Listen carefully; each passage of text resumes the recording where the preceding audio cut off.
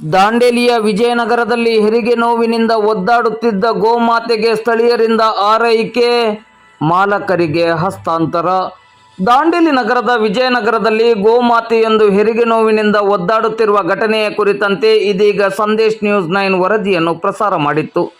ವರದಿ ಪ್ರಸಾರ ಮಾಡಿ ಕೇವಲ 10 ನಿಮಿಷದ ಒಳಗೆ ಸ್ಥಳೀಯರು ಸುಸೂತ್ರವಾಗಿ ಗೋಮಾತೆ ಹೆರಿಗೆ ಮಾಡಲು ಆರೈಕೆ ಮಾಡಿದ್ದಾರೆ. ಸುದ್ದಿ ತಿಳಿದ ತಕ್ಷಣವೇ ಗೋಮಾತೆಯ ವಾರಸುದಾರರಾದ ವನಶ್ರೀ ನಗರದ ಶ್ಯಾಮ್ ದನಾಯತ್ ಅವರು ಸ್ಥಳಕ್ಕೆ ಬಂದು ಗೋಮಾತೆಯನ್ನು ಮರಳಿ ಮನೆಗೆ ತೆಗೆದುಕೊಂಡು ಹೋಗುವ ಕಾರ್ಯಕ್ಕೆ ಮುಂದಾಗಿದ್ದಾರೆ. ಸ್ಥಳೀಯ ಯುವ ಮುಖಂಡರಾದ ವಿಷ್ಣು ನಾಯರ್ ಅವರ ನೇತೃತ್ವದಲ್ಲಿ ಸ್ಥಳೀಯರ ಸಹಕಾರದಲ್ಲಿ ಗೋಮಾತೆಯನ್ನು ಸುರಕ್ಷಿತವಾಗಿ ಮಾಲಕರಿಗೆ ಹಸ್ತಾಂತರಿಸಲಾಯಿತು. ಈ ಆಕಳ ಇವತ್ತು ಸಂದೇಶ್ ನ್ಯೂಸ್ ಪಬ್ಲಿಕ್ ಆ್ಯಪಲ್ಲಿ ಬಂದಿರುವುದು. ಈ ಆಕಳ ಅದರ ಮಾಲೀಕರು ಇಲ್ಲಿದ್ದಾರೆ. ಸಾರ್ವಜನಿಕರ ಸಹಕಾರ, ವಿಜಯನಗರದ ಸಾರ್ವಜನಿಕರ ಸಹಕಾರದೊಂದಿಗೆ ಆಕಳನ್ನು ಅವರ ಮಾಲೀಕರಿಗೆ ಹಸ್ತಾಂತರ ಮಾಡಿದ್ದೇವೆ. ನೀವೇ ಅಲ್ವಾ ಮಾಲೀಕ? ನಿಮ್ಮ ಹೆಸರು?